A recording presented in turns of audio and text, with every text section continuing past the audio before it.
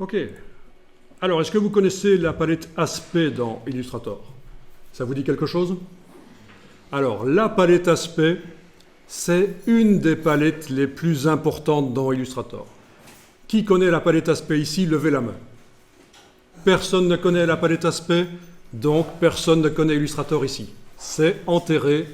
Si vous ne connaissez pas la palette Aspect qui est arrivée il y a plus de 6 ans dans Illustrator, donc c'est vraiment quelque chose de génial parce que pour chaque objet qu'on crée, il y a possibilité, c'est une espèce de mini palette des calques dans laquelle vous allez pouvoir gérer vos contours et vos fonds.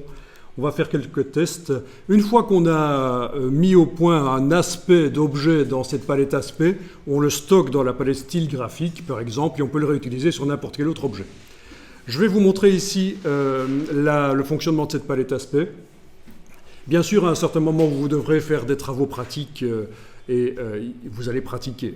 Dans un premier temps, je vous explique, et puis après, vous allez devoir faire des tests et produire.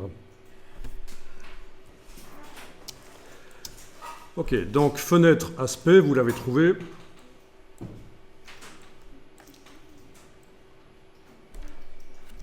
Eh bien, commençons par faire un cercle parfait sur le document, par exemple. Donc, vous prenez l'outil ellipse et vous allez faire un clic et glisser avec la touche majuscule, bien sûr, de manière à faire une ellipse. Enfin, je veux dire un cercle parfait. Quelle dimension doivent avoir vos dessins dans Illustrator?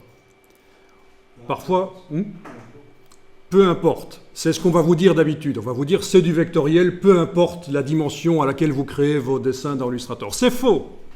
C'est faux. Illustrator a plein d'outils qui sont pré-réglés pour fonctionner sur des objets à taille normale. C'est-à-dire que si vous faites un cercle de cette dimension-là sur votre page A4, techniquement, vous allez pouvoir travailler dessus, c'est du vectoriel, c'est une description mathématique, mais il est tellement petit que les outils ne sont pas optimisés pour cette dimension-là d'objet. Si, au contraire, vous zoomez en arrière et vous faites un cercle immense, c'est la même chose, mathématiquement, il est le même que celui qui était tout petit, c'est un cercle, mais les outils ne sont pas optimisés pour travailler sur des objets aussi grands que ça. Donc, la page A4 qui est là vous sert de référence pour voir à peu près à quelle taille vous devez faire vos objets.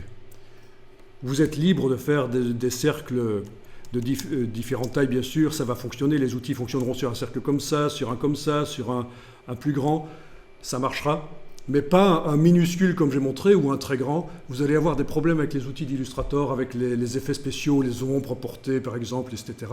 Ils ne seront pas pré-réglés pour ça, ils vont vous créer des problèmes. Donc voilà déjà quelque chose d'intéressant à savoir. La page A4 est vraiment une page de référence ici. On peut même dessiner en dehors de la page A4, on peut l'agrandir un peu par la suite, la faire passer en A3. Ce n'est pas un problème puisque de toute façon, on va pouvoir ramener ça dans d'autres logiciels, notamment InDesign, pour vraiment utiliser ce qu'on fait.